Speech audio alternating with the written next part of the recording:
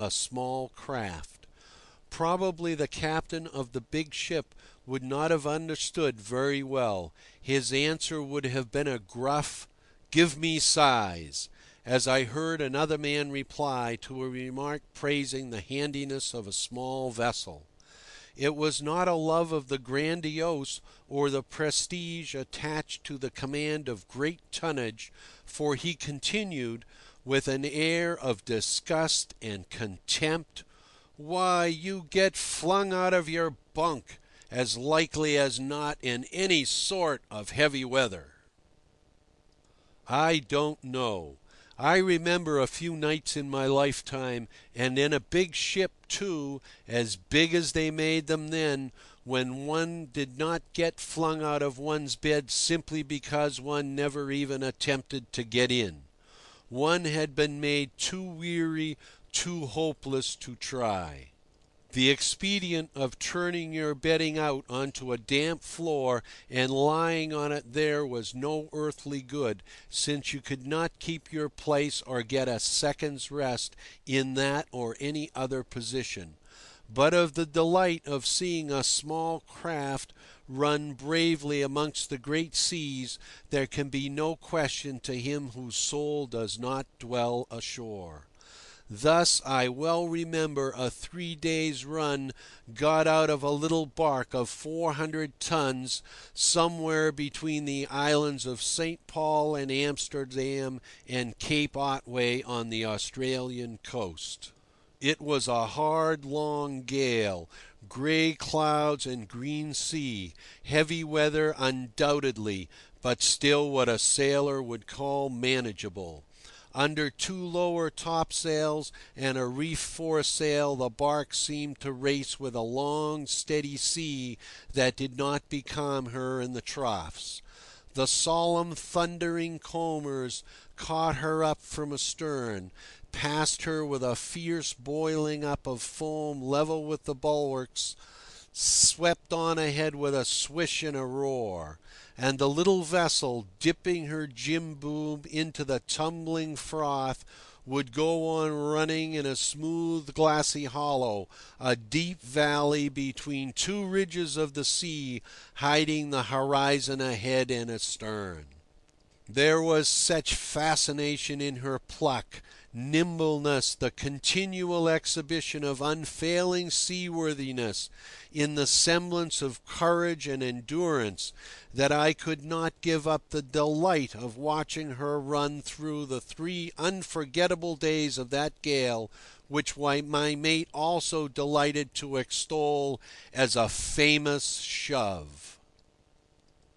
And this is one of those gales whose memory in after years returns, welcomed in dignified austerity, as you would remember with pleasure the noble features of a stranger with whom you crossed swords once in knightly encounter and are never to see again.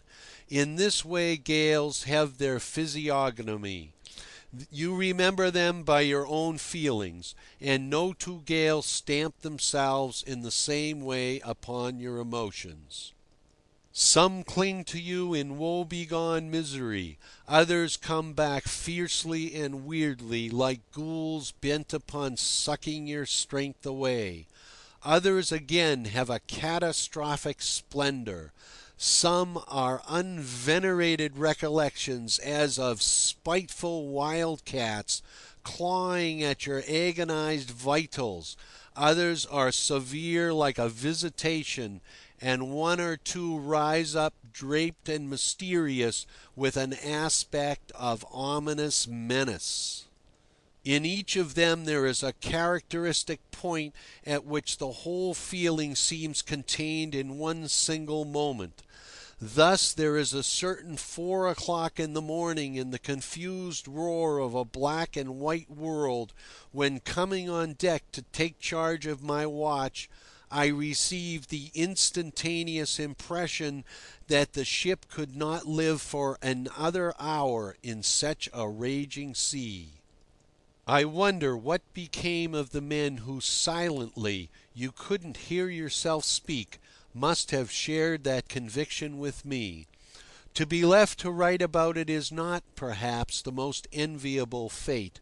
But the point is that this impression resumes in its intensity the whole recollection of days and days of desperately dangerous weather.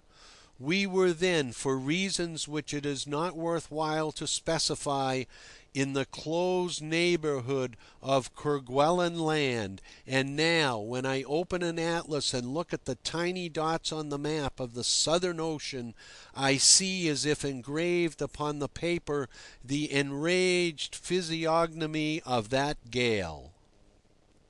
Another strangely recalls a silent man, and yet it was not din that was wanting, in fact it was terrific. That one was a gale that came upon the ship swiftly, like a pampero, which last is a very sudden wind indeed. Before we knew very well what was coming, all the sails we had set had burst. The furled ones were blowing loose, ropes flying, sea hissing. It hissed tremendously, wind howling and the ship lying on her side, so that half of the crew were swimming and the other half clawing desperately at whatever came to hand.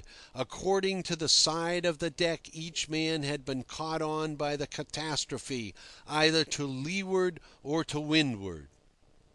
The shouting I need not mention. It was the merest drop in an ocean of noise, and yet the character of the gale seemed contained in the recollection of one small, not particularly impressive sallow man without a cap and with a very still face.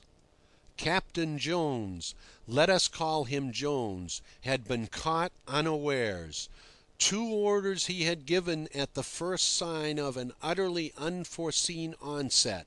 After that the magnitude of his mistake seemed to have overwhelmed him. We were doing what was needed and feasible. The ship behaved well. Of course it was some time before we could pursue in our fierce and laborious exertions.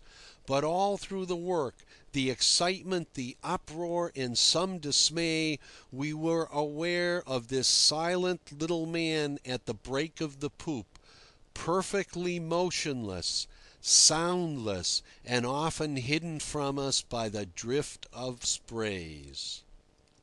When we officers clambered at last upon the poop, he seemed to come out of that numbed composure and shouted to us down wind, "Try the pumps!" Afterwards he disappeared. As to the ship, I need not say that although she was presently swallowed up in one of the blackest nights I can remember, she did not disappear. In truth, I don't fancy that there had ever been much danger of that, but certainly the experience was noisy and particularly distracting, and yet it is the memory of a very quiet silence that survives. Chapter 24. For, after all, a gale of wind, the thing of mighty sound, is inarticulate. It is man who, in a chance phrase, interprets the elemental passion of his enemy. Thus there is another gale in my memory, a thing of endless, deep, humming roar, moonlight, and a spoken sentence. It was off that other cape, which is always deprived of its title as the Cape of Good Hope is robbed of its name. It was off the Horn. For a true expression of dishevelled wildness there is nothing like a gale in the bright moonlight of a high latitude. The ship, brought to and bowing to enormous flashing seas, glistened wet from deck to trucks. Her one set sail stood out a coal-black shape upon the gloomy blueness of the air.